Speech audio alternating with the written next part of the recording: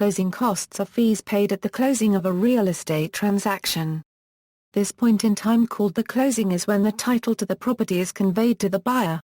Closing costs are incurred by either the buyer or the seller. Examples of typical closing costs: attorney fees, paid by either or both parties, for the preparation and recording of official documents. The principals and/or lender may each be represented by their own attorney. Typically required by institutional commercial lenders to ensure documents are prepared correctly. Title service cost, S, paid by either party according to the contract, but by default seller may pay the majority, for title search, title insurance, and possibly other title services. In some cases the attorney may do the title search or the title service, and attorney fees may be combined. Required by institutional commercial lenders and often by the real estate contract. Recording cost, paid by either party, charged by a governmental entity for entering an official record of the change of ownership of the property. Required by the government for recording the deed. Document or transaction stamps or taxes, paid by either or both parties depending on location, charged by a governmental entity as an excise tax upon the transaction. Required by law. Survey fee for a survey of the lot or land and all structures on it, paid by either party, to confirm lot size and dimensions and check for encroachments. Required by institutional commercial lenders. Brokerage commission, paid by the seller to a real estate broker, to compensate the broker, involved in the sale for their services in marketing the property, finding a buyer, and assisting in the negotiations. Brokerage commissions are usually computed as a percentage of the sale price, and are established in a listing agreement between the seller and the listing broker. The listing broker may offer buyer agents a portion of their commission as an incentive to find buyers for the property. Payment is required if real estate brokerage service was used. This is often one of the largest closing costs. Mortgage application fees, paid by the buyer to the lender, to cover the costs of processing their loan application. In some cases, the buyer would pay the lender the application directly and prior to closing, while in other cases the fee is part of the buyer's closing costs payable at closing. Points, paid by the buyer to the lender. Points are a form of prepaid interest, charged by the lender as an alternative to charging a higher rate of interest on the mortgage loan. 1 point equals 1% of the loan principal, and usually reduces the interest rate by 1/8%.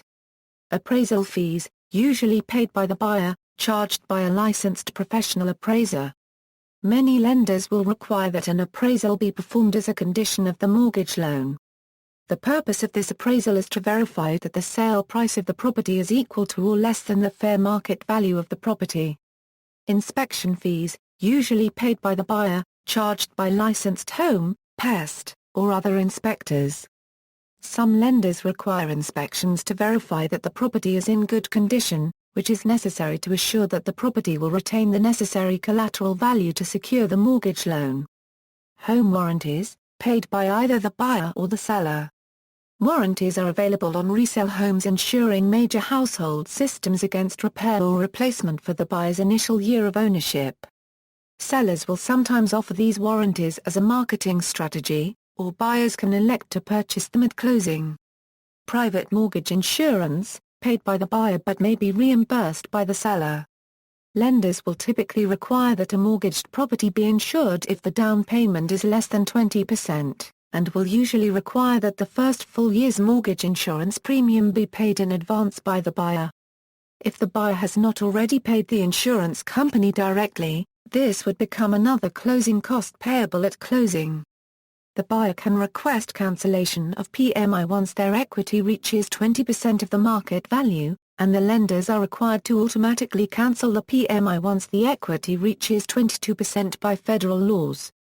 Prepaid homeowners' property insurance, paid by the buyer in advance to protect the home against fire, earthquake, flood, theft, and other casualties.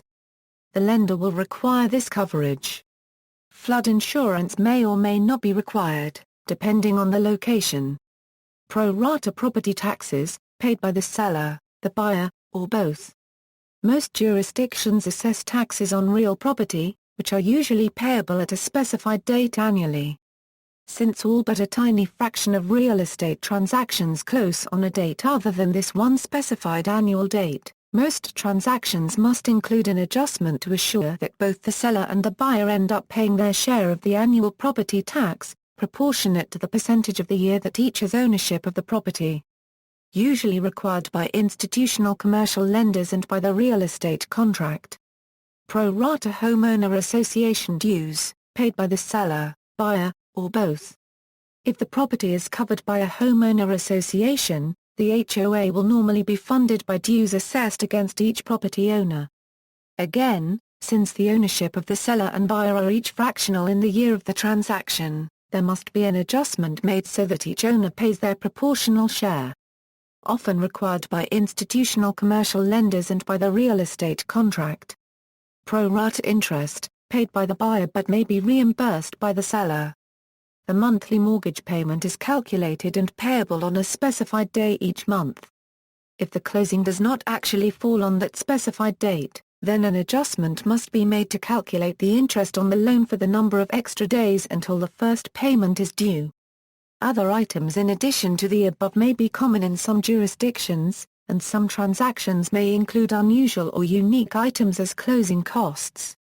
In the United States, federal law requires that all residential transactions financed by a mortgage have all closing costs documented in detail upon the standard HUD-1 form. This information must be provided to the principals but does not have to be sent to the government. Instead, a declaration or statement by buyer and/or seller is often required to be provided to the government office recording the deed.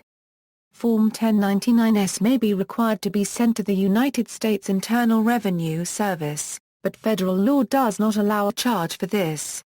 References. External links: Global Comparison of Residential Property Transaction Costs, Global Property Guide.